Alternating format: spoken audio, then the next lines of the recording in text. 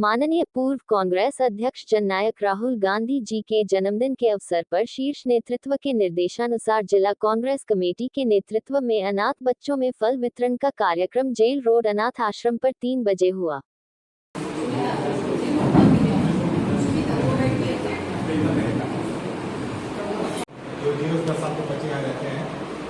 बच्चे हैं जिनको बाल कल्याण समिति के आदेश यहाँ पर रखा जाता है और उनके आदेश से इनको घर पहुँचाया जाता है। सारे प्रक्रिया में आदेश से किया जाता है और अभी तो बच्चे काफ़ी बढ़ गए हैं।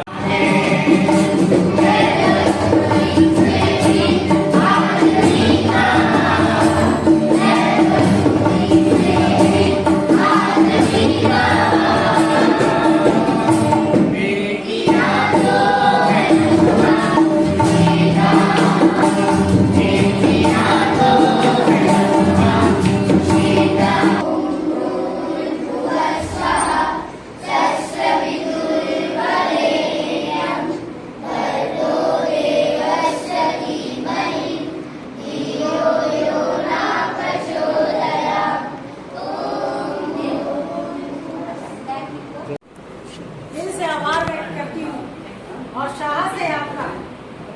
महिला कोमल है, कमजोर नहीं, शक्ति का नाम नारी है।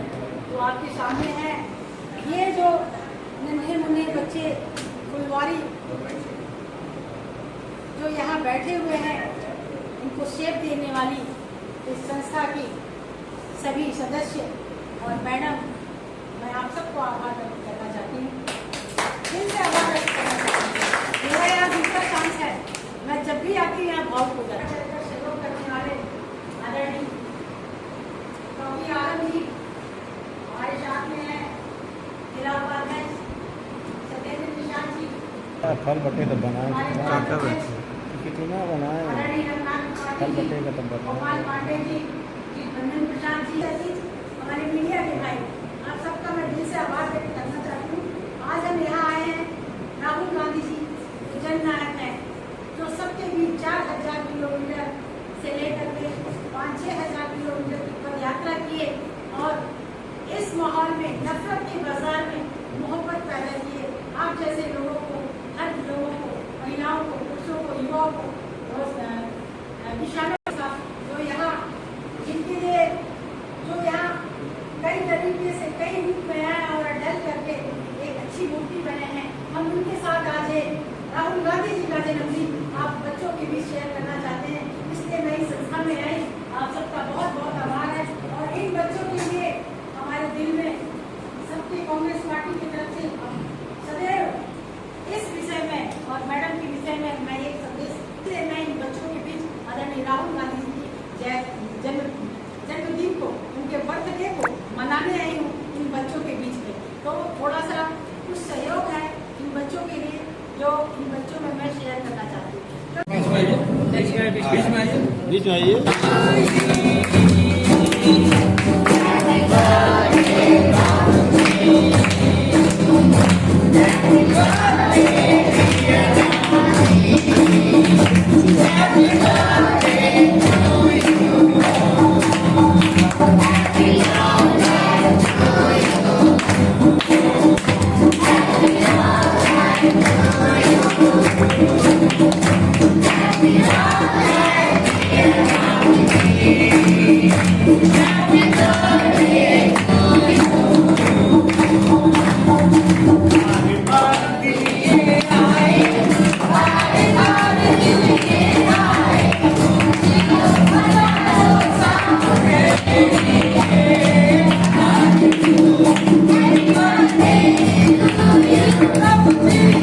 Yeah.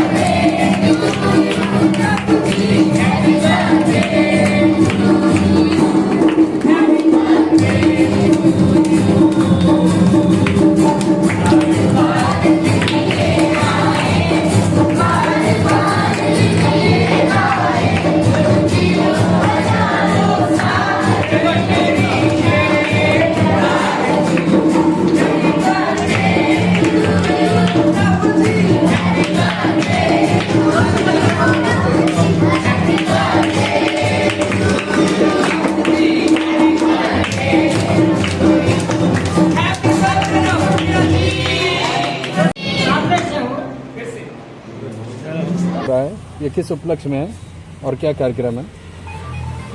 आज का कार्यक्रम आज हमारे जननायक लोकप्रिय पूर्व राष्ट्रीय अध्यक्ष वर्तमान सांसद जनता के दिल के चहेता आदरणीय राहुल गांधी जी के आज जन्मदिन है और इस जन्मदिन को जिले के सभी पदाधिकारियों के साथ अनाथ आश्रम में अनाथ बच्चों के साथ मिल करके फल वितरण का कार्य यहाँ जिला कांग्रेस कमेटी और जिले के लोग यहाँ कर रहे हैं, जिससे बच्चों में यह फल वितरण करके राहुल गांधी के लिए लंबी उम्र की दुआएं उन बच्चों के द्वारा और सबके द्वारा मांगी जा रही है कि ऐसे जन नेता जो गरीबों और दलितों पिछड़ों की मदद करने वाले, मोहब्बत नफरत के बाजार में मोहब्बत पैदा करने वाले ऐसे जननायक राहुल गांधी के जन्मदिन की हार्दिक शुभकामनाएं और लाख लाख बधाइयाँ।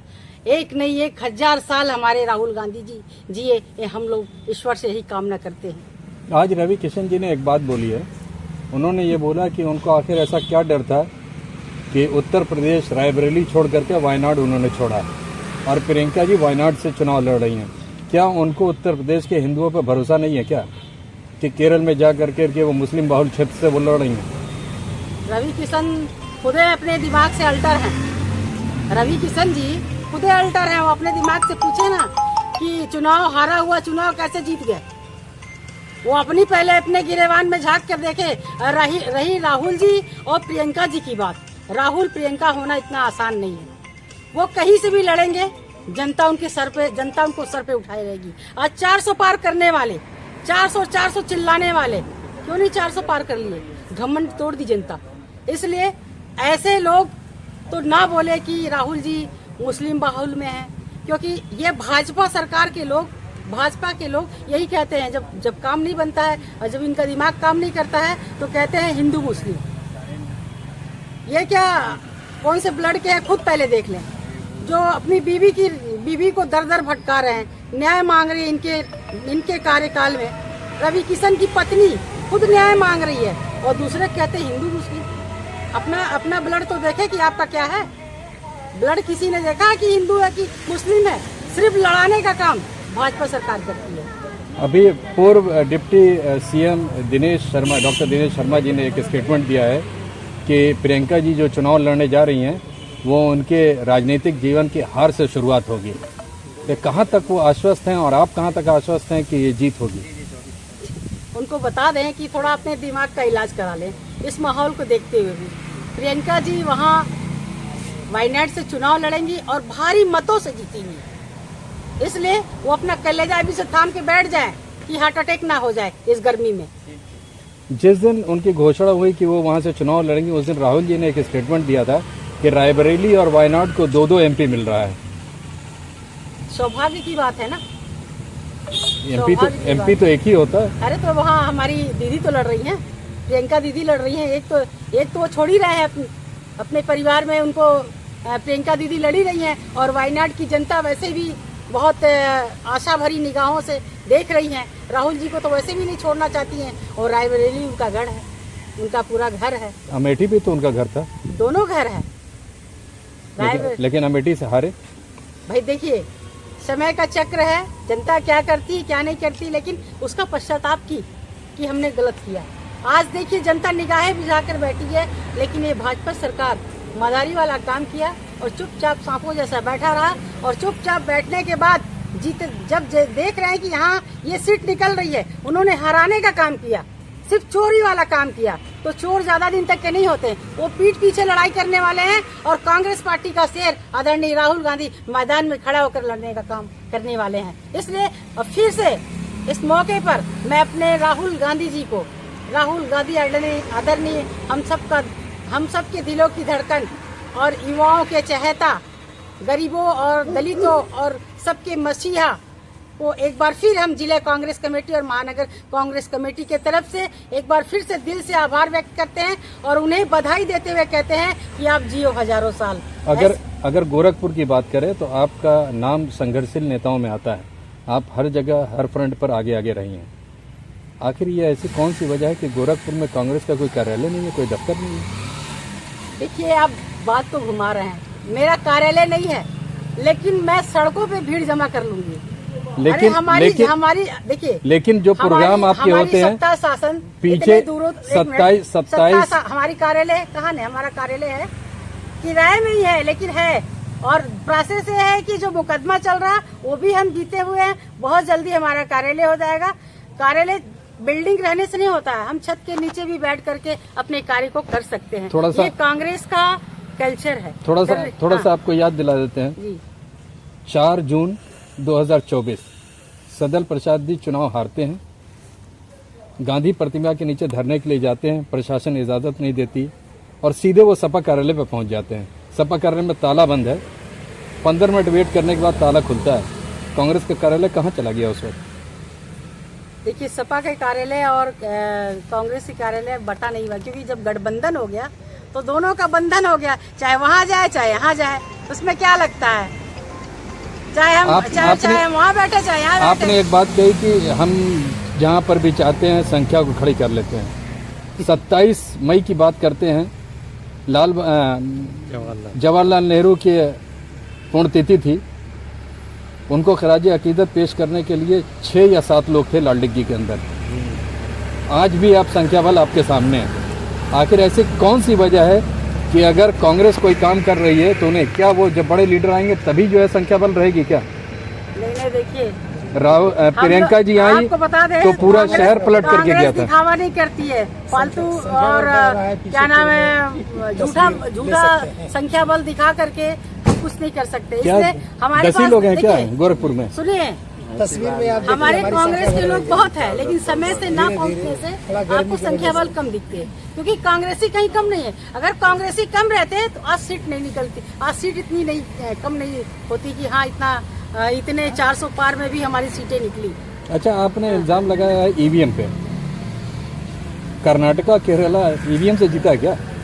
अब आप बात को कहीं और ले जा रहे हैं। मैं आज राहुल गांधी जी के जन्मदिन के विषय में आप बात करिए तो मैं बात करूंगी, इसलिए कि आप ईवीएम आप खुद जानते हैं, आप मीडिया के लोग हैं, आप खुद जानते हैं कि ईवीएम में क्या सही है और क्या गलत है। शासन उनका, सत्ता उनका। कर्नाटका अरे चाहे कर्नाटका में लोग पढ़े लिखे हैं, अनपढ़ नहीं है। हरियाणा आपका? जय श्री राम चिल्लाने वाले नहीं है। तो वहाँ पर ईवीएम मैनेज हो गया, बाकी जगह नहीं हो पाया। बिल्कुल, ये जो आपका ईवीएम का जो निकल रहा है ना कि ईवीएम एक दिन राहुल गांधी इसको खड़ा कर देंगे और सत्य की जीत होगी। सत्य की जीत होगी। आपका शुभ नाम? जिलाध्यक्ष निर्मला पासवान, जिला कांग्रेस कमेटी गोरखपुर। आज जो ये कार्यक्रम किस तरह का कार्यक्रम है? आज ये कार्यक्रम राहुल जी के बर्थडे पर यहाँ अनाथ आश्रम एशियन सहयोगी संस्था में आपका टीम आया है और ये बर्थडे मनाया जा रहा है। ये जो आपकी ऑर्गेनाइजेशन है, इस ऑर्गेनाइजेशन के बारे में थोड़ा सा विस्तार में बताइए ताकि हम जनता को पता चले कि ये क्या ऑर्गेनाइजेशन है और किस तरह का वर्क करती है।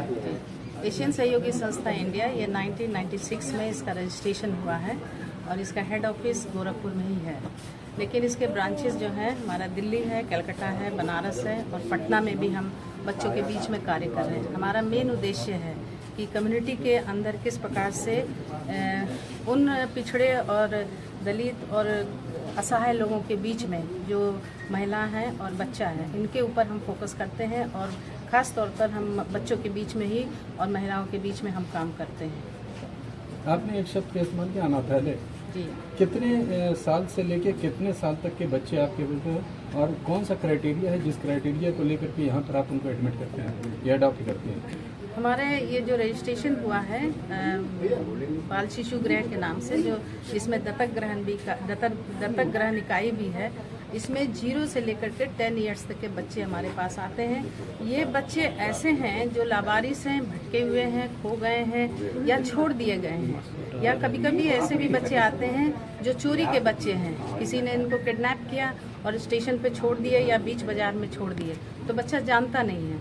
तो ऐसे बच्चे जो लावारिस हैं, वे बच्चे यहाँ पर अधिकारी के सहयोग से, जो CWC है, चाइल्ड वेलफेयर कमेटी, उनके आदेश से ही बच्चा यहाँ पर आता है, अन्यथा हम बच्चे नहीं लेते हैं। 1098 से कैसे आप को रिलेट करते हैं? 1098 हमारे पास डायरेक्ट नहीं आता है बच्चा लेकर के, वो भी CWC के पास जाएंगे और वहाँ से फॉर्म 18 पे लिखवा करके लेकर के आते हैं, तभी हम बच्चे को ले सकते हैं। अभी आपने बताया कि आप यहाँ के बच्चे जो है कोई फैमिली है वो अडॉप्ट करती है, तो उस अडॉप्शन का क्या प्रोसेस है और कितने ईयर का बच्चा होता है जिसको अडॉप्ट किया जाता है? ये 0 से लेकर के 10 साल तक के बच्चे अडॉप्ट किए जा सकते हैं, लेकिन ज़्यादा जो हम लोगों ने देखा है वो 8 साल तक के बच्चे अडॉप्शन में जाते हैं। पेरेंट्स और बच्चे के बीच में कितना गैप होना चाहिए अडॉप्टेशन? गैप तो कुछ नहीं है, लेकिन हाँ एक क्राइटेरिया है कि दोनों हस्बैंड वाइफ का जो एज है वो 110 होना चाहिए से कम। आप यहाँ पर? मैं यहाँ पर डायरेक्टर हूँ और इस संस्था में करीब 20 साल से कार्य कर रही हूँ। ये SSI का प्रेसिडेंट कौन है? प्रेसिडेंट है मिस्टर विक्टर जॉन। आपका नाम? मेरा नाम उषा दास है।